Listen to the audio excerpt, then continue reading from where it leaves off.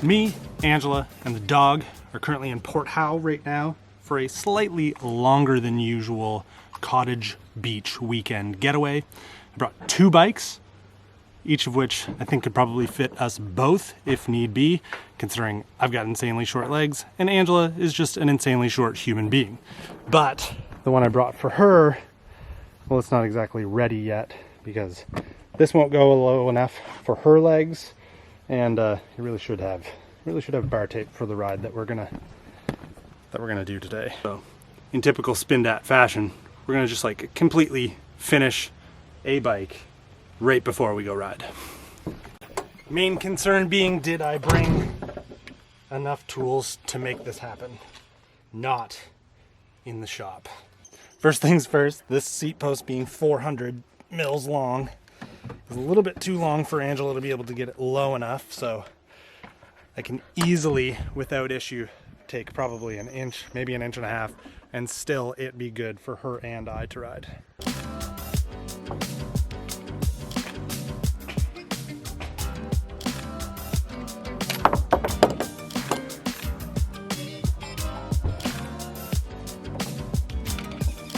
No real doubts that it should fit. Yikes.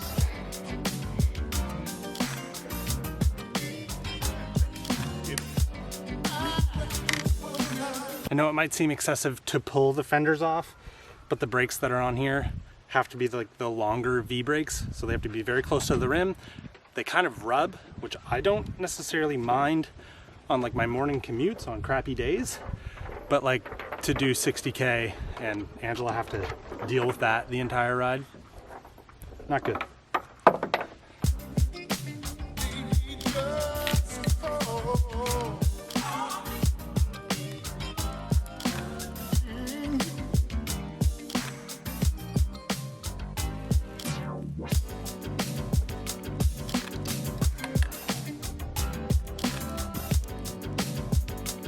Okay, last but not least, bar tape for comfort, and then we can go.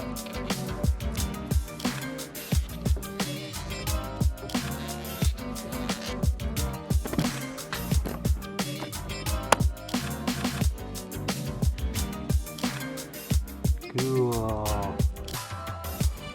Okay, we can go.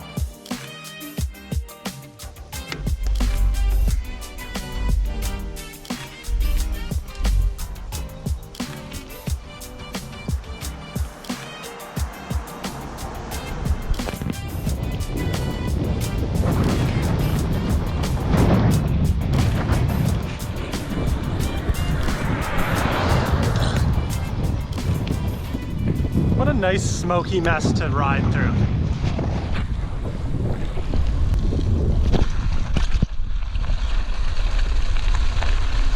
Wow.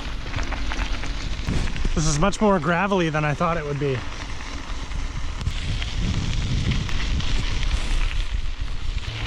Remember like 2 years ago when you were gonna do this on your road bike?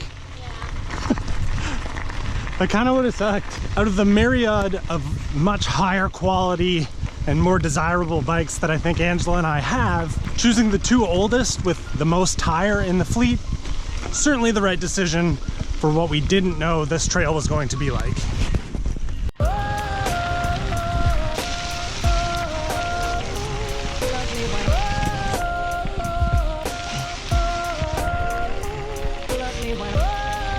Magical.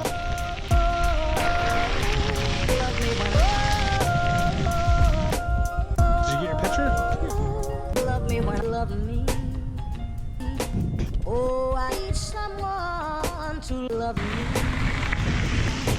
Oh, I need someone to love me. Angela and I did a quick bike change because this one just felt a little bit too long. So like I said at the beginning, it's nice to bring 2 bikes that it seems like we can both fit on. The Grouch Rockhopper seems to be fitting a little better. Oh, I need someone to love me. Oh, I need someone to love. Anything good? Love me when Yo! love me when Isn't that bike so comfy? love me when Based on the route that we decided to go, we thought right here would be where you could see the Confederation Bridge. Not so much. No point in going any further. We'll just go back because it's possible that getting this bike ready took just marginally longer than it was supposed to. Nice headwind, awesome!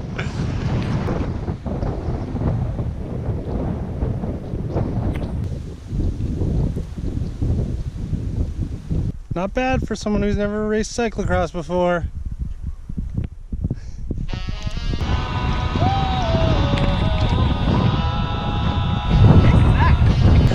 The headwind is pretty sucky, I agree.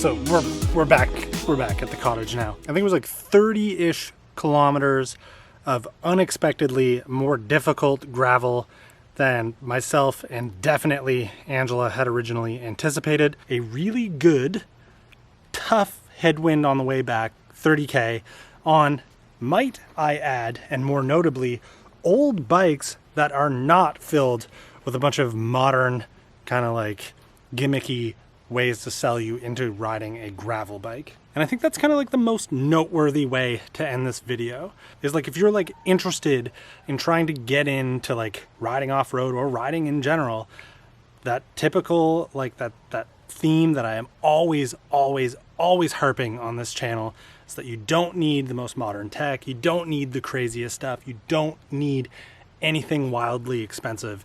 And both the Rockhopper and the Norco Rideau, both converted to drop bar bikes, are like prime examples of that. Of course, we weren't racing today. I'm not saying that these are like perfect race bikes, but for the leisure fun ride that we were on, just trying to take our time and go see something cool, perfect pieces of equipment for that kind of thing.